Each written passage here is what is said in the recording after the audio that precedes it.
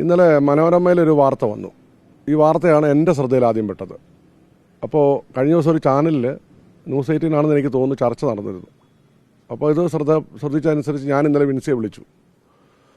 ഞങ്ങളുടെ ഫിലിം ചേംബറിനെയാണല്ലോ സർക്കാർ ഏൽപ്പിച്ചിരിക്കുന്നത്. വനിതാ കമ്മീഷൻ ഹൈക്കോടതിയുടെ നിർദ്ദേശപ്രകാരം ഫിലിം ചേംബറാണ് മോണിറ്ററിംഗ് അതോറിറ്റി. എല്ലാ സിനിമാ ലൊക്കേഷനിലും IC ഉണ്ടായിരിക്കണം, നിർബന്ധമാണ്. അങ്ങനെ 5 പേരടങ്ങുന്ന IC, പ്രത്യേകിച്ച് പെണ്ണുങ്ങൾ, സ്ത്രീകളുള്ള IC ആണ് ഞങ്ങൾ എപ്പോഴും പ്രാധാന്യം കൊടുക്കുന്നത്. അങ്ങനെ എല്ലാ ഷൂട്ടിംഗ് ലൊക്കേഷനും 2022 മുതൽ എല്ലാ ഷൂട്ടിംഗ് ലൊക്കേഷനിലും IC രൂപീകരിച്ചിട്ടുണ്ട്. IC രൂപീകരിച്ച് ഉറപ്പില്ലാതെ ഞങ്ങൾ, പ്രത്യേകിച്ച് നിലവിലിപ്പോൾ പ്രോജക്റ്റ് സൈനിങ് അതോറിറ്റി ഞാനത് വളരെ സൂക്ഷ്മത്തോടെ നിരീക്ഷിക്കുകയും ചെയ്യാറുണ്ട്.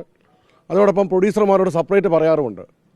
പെൺകുട്ടികൾ ഹറാസ്മെൻറ്റിന് വിധേയരാകരുത്, അവരെ ബോഡി ഷെയിം ചെയ്യാനോ അവർ സുരക്ഷിതരായിരിക്കണമെന്ന് പ്രത്യേക നിർദ്ദേശം കൊടുത്താണ് വിടുക. അങ്ങനെ കൃത്യമായി പോകുന്നുണ്ട്. ചില പരാതികൾ ലഭിക്കും. അങ്ങനെ ഇന്നലെ വിൻസിയുടെ പരാതി ശ്രദ്ധയിൽപ്പെട്ടപ്പോൾ ഞാൻ ഇന്നലെ വിൻസിയെ വിളിച്ചു. ഞങ്ങളുടെ കമ്മിറ്റിയിലുള്ള റാണി, അതോടൊപ്പം തന്നെ WCCയിലെ ഞങ്ങളുടെ പ്രതിനിധികൾ ഉൾപ്പെടെയുള്ളവർ വിൻസിയെ വിളിച്ചു. ഞാൻ പറഞ്ഞനുസരിച്ച് ഞങ്ങൾ ഗ്രൂപ്പുകളിൽ വന്നു. വിൻസിക്ക് പരാതി പറയാൻ പേടിയായിരുന്നു, സത്യസന്ധമായി പറഞ്ഞാൽ. പക്ഷേ വിൻസിയോട് ഞങ്ങൾ പറഞ്ഞു, പരാതി നൽകിയാൽ മാത്രമേ നമുക്കിത് പരിഹരിക്കാൻ പറ്റുള്ളൂ. അപ്പോൾ വിൻസി പറഞ്ഞു, ICയിലുള്ള 3 പേര്, 5 പേരിൽ 3 സ്ത്രീകളായിരുന്നു. അവരും ഡയറക്ടർ ഉൾപ്പെടെ, പ്രൊഡ്യൂസർ ഉൾപ്പെടെ എല്ലാവരും വിൻസിയുടെ ഈ പ്രശ്നം സഹകരിക്കുകയും ഡയറക്ടർ ഈ നടനോട് താക്കീത് നൽകുകയും ചെയ്തിട്ടുണ്ട്. അങ്ങനെ ഷൂട്ടിംഗ് കഴിഞ്ഞതിന് ശേഷം വിൻസി ഒരു ലഹരി വിരുദ്ധ ക്യാമ്പയിനിൽ പങ്കെടുത്തപ്പോൾ അവിടെ വെച്ച് വിൻസി ഈ കാര്യം പൊതുസമൂഹത്തോട് പറഞ്ഞു, ഇങ്ങനെ ഒരു സംഭവം ഉണ്ടായിരുന്നു. പിന്നീട് വിൻസിയുടെ ഒരു പോസ്റ്റ് ഇൻസ്റ്റാഗ്രാമിൽ വിൻസി അതേക്കുറിച്ച് പറഞ്ഞപ്പോഴാണ് പൊതുസമൂഹം ഇത് അറിയുന്നത്. അങ്ങനെ വിൻസിയോട് ഇന്നലെ ഞാനൊരു 9 പ്രാവശ്യം സംസാരിച്ചിട്ടുണ്ട്. ICയെക്കുറിച്ച് വിൻസിക്ക് ഒരു പരാതിയില്ല. IC കൂടെ നിന്നു, അതിൻ്റെ ക്രൂ എല്ലാം കൂടെ നിന്നു. അങ്ങനെയാണ് ഈ പരാതി ഇന്നലെ ഫിലിം ചേംബറിൻ്റെ മോണിറ്ററിംഗ് കമ്മിറ്റിക്ക് ലഭിക്കുന്നത്. ഇതറിഞ്ഞുകൊണ്ട് അമ്മയിൽ നിന്നും FEFCയിൽ നിന്നും വിൻസിയെ വിളിച്ചു. അവർ പിന്തുണ കൊടുത്തു എന്ന് പറഞ്ഞു. ഞങ്ങളതിനെ സ്വാഗതം ചെയ്യുന്നു. എന്തായാലും സംഘടനാപരമായ തീരുമാനം ഞങ്ങൾ എടുക്കും.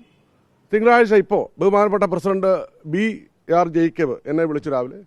ബഹുമാനപ്പെട്ട ഞങ്ങളുടെ ചെയർമാൻ G സുരേഷ് കുമാർ എന്നെ രാവിലെ വിളിച്ചു. ഇന്നലെ ഞങ്ങൾ സംസാരിച്ചിരുന്നു. അടിയന്തരമായ കമ്മിറ്റി വിളിക്കാൻ ഇപ്പോൾ പറഞ്ഞു. അതനുസരിച്ച് 1 മണിക്കൂർ മുമ്പ് ഞങ്ങളുടെ എല്ലാ അഫിലിയേറ്റ്സിനോടും, എല്ലാ അഫിലിയേറ്റ്സും എന്ന് പറഞ്ഞാൽ 7 അഫിലിയേറ്റ്സാണ്. ആ 7 അഫിലിയേറ്റ്സ് 3 മെമ്പർമാർ വെച്ച് 21 പേരാണ് മോണിറ്ററിംഗ് കമ്മിറ്റിയിലുള്ളത്. തിങ്കളാഴ്ച ടൈറ്റിൽ കമ്മിറ്റി കഴിഞ്ഞ് 3 മണിക്ക് അടിയന്തര യോഗം ഞങ്ങൾ ചേർന്നിട്ട് ശക്തമായ നടപടി, ഇക്കാര്യത്തിൽ ഒരു സംശയവും വേണ്ട, നിങ്ങൾ കണ്ടോളൂ, ശക്തമായ നടപടി എടുക്കും. നാളെ നിങ്ങൾ തിരിച്ച് അയാളുടെ ജോലി പോയി, ഇയാളുടെ ജോലി പോയി, അവിടെ വിലക്ക് ഇവിടെ വിലക്ക് ഉളുക്കുന്നൊന്നും പറഞ്ഞ് വരരുത്. സത്യസന്ധമായി പറയാം, ഞങ്ങൾ ശക്തമായ നടപടിയെടുക്കും.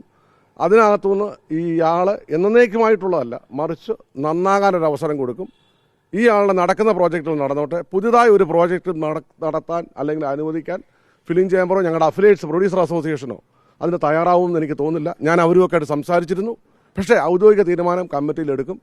അങ്ങനെ ഞങ്ങൾ ശുദ്ധീകരണം ഞങ്ങൾ മുന്നോട്ട് കൊണ്ടുപോകും. ഇക്കാര്യത്തിൽ ഇപ്രാവശ്യം ഒരു വിട്ടുവീഴ്ചയും ചെയ്യുകയില്ല എന്ന് ഞാൻ നിങ്ങൾക്ക് ഉറപ്പ് നൽകുന്നു. ഇത് പൊതുസമൂഹത്തിന് ഉറപ്പ് നൽകുന്നതാണ്. ഇതിപ്പോൾ ഒരു ഒറ്റപ്പെട്ട സംഭവമാണെന്ന് പറയാൻ പറ്റുമോ? ഇത്തരത്തിലുള്ള സംഭവങ്ങൾ പലതും ഉണ്ട്. അതിനെതിരെ ഒരു ശക്തമായിട്ടുള്ള നടപടി, ഈ ഒരു വ്യക്തിക്കെതിരെയുള്ള നടപടിയല്ല, അതിനപ്പുറത്തേക്ക് സമൂലമായിട്ടുള്ള ഒരു മാറ്റം കൊണ്ടുവരാനുള്ള നടപടികൾ ചേംബറിന്റെ ഭാഗത്തുനിന്നുണ്ടാവും.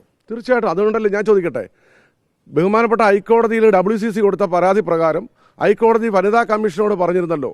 അങ്ങനെ വനിതാ കമ്മീഷൻ ബഹുമാനപ്പെട്ട chairperson P Sathidevi Kerala film ചേംബറിൽ വന്ന് ക്ലാസ് എടുത്തു. ഞങ്ങൾ പല പ്രാവശ്യം മീറ്റിങ്ങുകൾ വിളിച്ചു. അങ്ങനെ കേരള ഫിലിം ചേംബർ ഓഫ് കൊമേഴ്സിനെ ഇതിൻ്റെ മോണിറ്ററിംഗ് കമ്മിറ്റിക്ക് ഏജൻസിയായി, നോഡൽ ഏജൻസിയായിട്ട് ഏൽപ്പിച്ചു. ഞങ്ങൾ വളരെ ഭംഗിയായി, നിങ്ങൾ ഓർക്കണം, 2022 മുതൽ ഞങ്ങൾ ഈ അടുത്ത കഴിഞ്ഞ മാസം സർക്കാരിൽ ഞങ്ങൾ പ്രിയപ്പെട്ട ബഹുമാനപ്പെട്ട വസുകി IAS, അതുപോലെ തന്നെ നമ്മുടെ ഉയർന്ന ഉദ്യോഗസ്ഥർക്കെല്ലാം ഞങ്ങൾ ആ മിനിറ്റ്സിൻ്റെ കോപ്പി കൊടുത്തിട്ടുണ്ട്. കൃത്യമായി എല്ലാ സിനിമാ ലൊക്കേഷനിലും IC ഉണ്ടെന്ന് ഉറപ്പ് വരുത്തിയിട്ടുണ്ട്. നിങ്ങൾ ഓർത്ത് നോക്കി, അതിനുശേഷം 650 സിനിമകൾ മലയാള സിനിമയിൽ ഇറങ്ങി, അല്ലേ, പ്രൊഡക്ഷൻ ഉണ്ടായി. അതിൽ എത്ര പരാതി ഉണ്ടായി?